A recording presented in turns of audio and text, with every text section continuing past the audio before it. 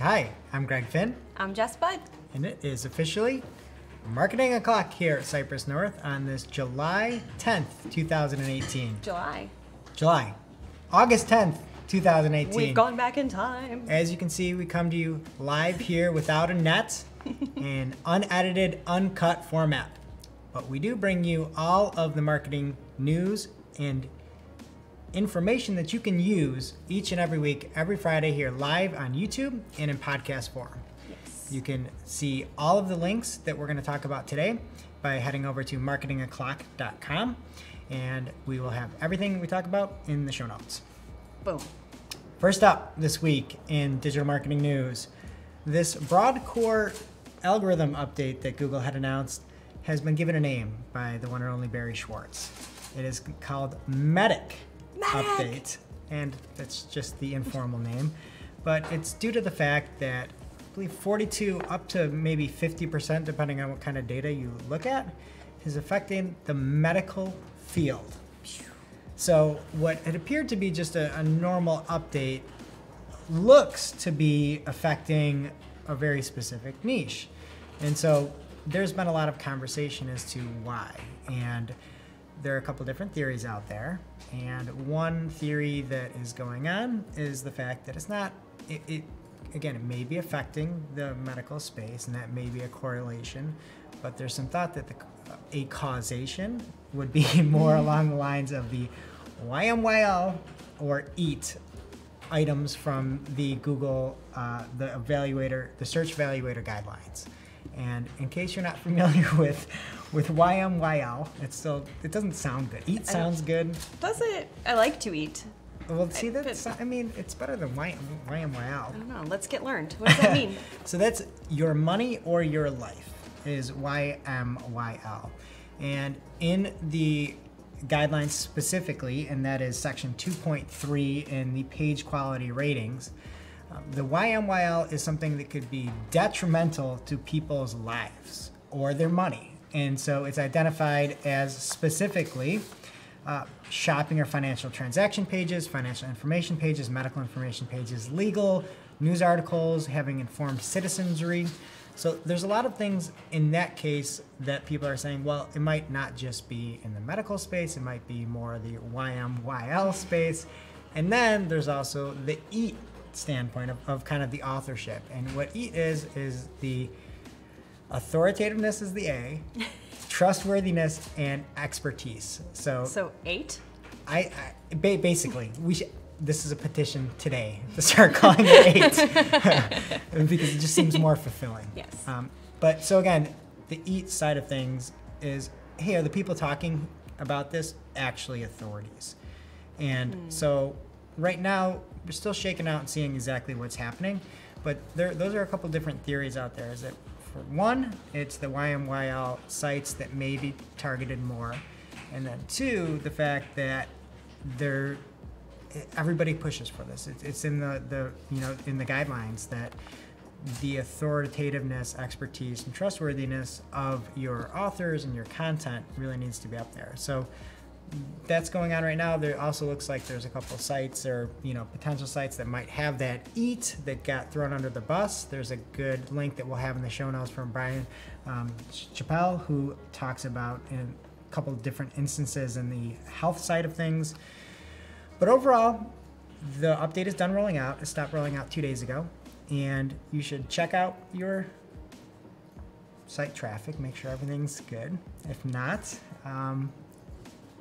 stay tuned to Marketing O'Clock, and it might be more of a focus on bumping up your EAT for 8, as we just aptly renamed it.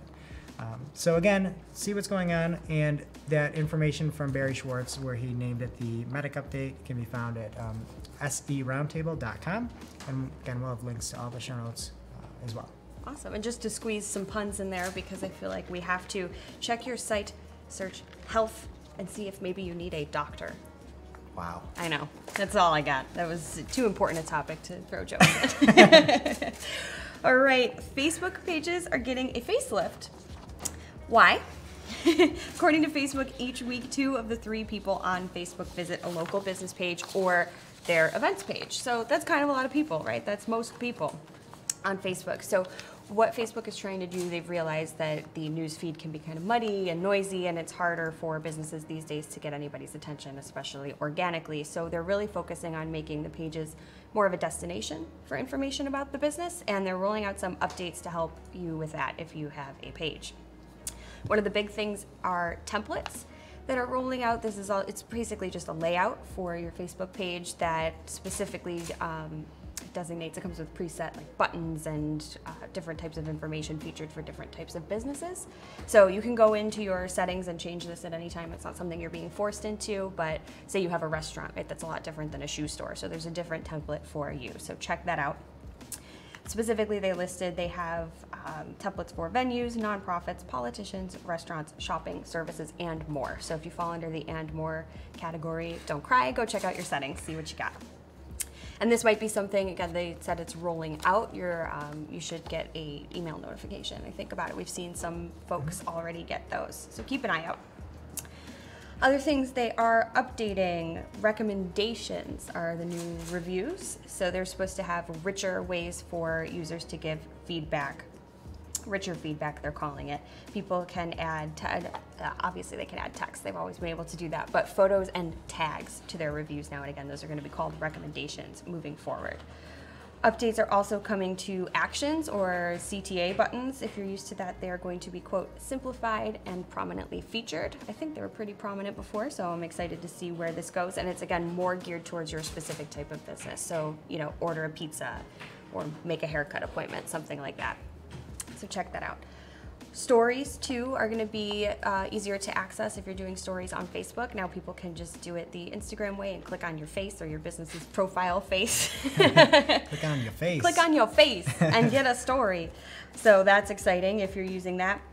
They also announced that they are having new ticket integrations for events. People will be able to buy tickets directly on the Facebook platform, and they are also expanding job posting features to everybody. I guess not everyone had access to that before.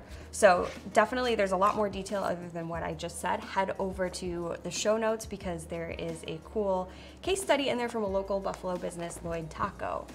So local for us, super exciting, but you can see how they have been using Facebook to really grow their customer base and stay in touch. All right. Yeah, and would it be apropos to call this a facelift to your page? A Facebook lift? Okay, there you go. Yeah, too. I like it. Medic. All right. Next up this week, Google has announced that they are now going to be allowing any expanded text ads to match the 3 headlines that responsive search text ads can have. So excited. And what had happened initially is the fact that Google had launched responsive text ads, and we'd have the ability to have 3 different headlines in there. And yesterday, I believe, was when the announcement was, and they came out and said that while we're working on improving the responsive search ads,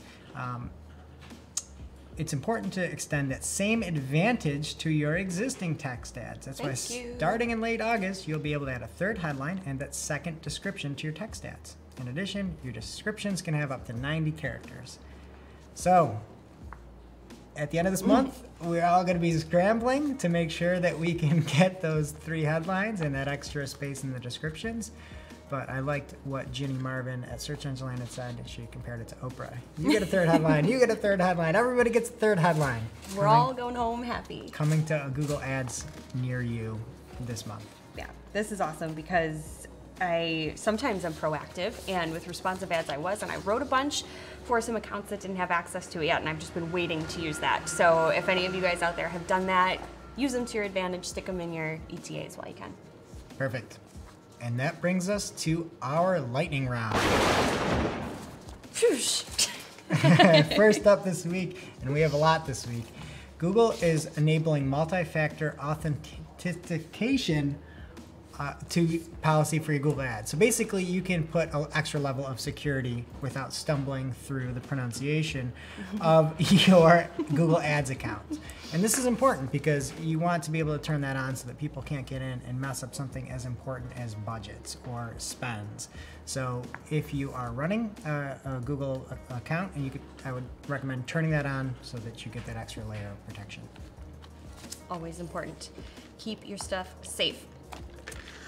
Are you adding structured data to your articles that are in non-AMP format? Well, now you have additional options. Used to be you could only mark up headlines and images, but now there is structured data for the date published as well as modified dates. So if you're updating articles and want to change the date information, you can now do that. Check the link for more info. Great. And next up, in Google Ads, the report editor now can look at the performance between two different time frames. So before you couldn't actually compare data, and now we will be able to compare data in Google Ads. Marvelous. Google's Search Console has rolled out updates to their index coverage report. It is now more accurate. This update was rolling from the 14th of July through the 1st of August. So you'll see a little note if you're looking at your report that says that that happened. It has nothing to do, it just says Google Search Update, I believe. It has nothing to do with the algorithm change or anything else that we may have discussed. It's strictly in the index coverage reporting. They did say that the data is not accurate during that time because they were updating how everything's collected. So heads up, don't be scared. It's all fine. Great. Are you currently promoting Pinterest video? Well, if you are, you may like to know that now promoted video can be playing at max width on Pinterest. Again, everything we've got today and this is be found in the show notes, so check that out for more information. Right, and Google ad personalization, if you have it turned on in Chrome, Google is listening and they are collecting data, and some of that data is being aggregated and pulled into some of the features and reports in Google Analytics. No private information, it's all aggregated. There's a lot of cool stuff happening with that. Again, check out the show notes for more info. Great, and lastly here in the lightning round, Amazon is looking to merge a lot of its different ad offerings. There was an update from Digiday, and they talked about the fact that they're working on a consolidated platform that'll fold all campaign reporting and advertising products from Amazon Media Group, Amazon Marketing Services, and Amazon advertising platforms into one place. So if you are currently advertising on Amazon, it's about to get a whole lot easier. And that brings us to our must-read marketing article of the week, an article too in-depth for us to cover in its entirety here on the show. And today's article comes from Portent.com, Ian Lowry. And actually, I don't want to get an explicit label. We'll call it the How to Create Kick Butt Marketing Reports Through Progressive Detail. And to me, this is one of those articles that really just makes you think. He talks about the fact of going from really starting at the top and being simple and getting more and more granular as you speak to different folks. And at first, he talks about talking to the see-somethings, as he calls them, and then gets down with more information, starts looking at channels, and then at the end, he gets into that practitioner data. And I can say that that's something that we might have some fault in here, as we always just put our practitioner hat on all the time. But he did a really thought out and thoughtful article that took a look at reporting and some different ways that you can really weave a good story, and more importantly, weave a great story for a slew of different types of people. So I really thought that was great. Again, check out our show notes to be able to see that article. You don't want to miss that one. No. It's kick butt. Kick butt. To use the word again. There we go. No explicit tags on this. Nope. Okay, and that does it for today's show. It is now officially not Marketing O'Clock. Remember, you can catch all of those links that we ran through at marketingoclock.com, and make sure that you subscribe so that you can check us out here each and every Friday and that you don't miss a show. Cool. See you next week. See you next week. Medic! Medic!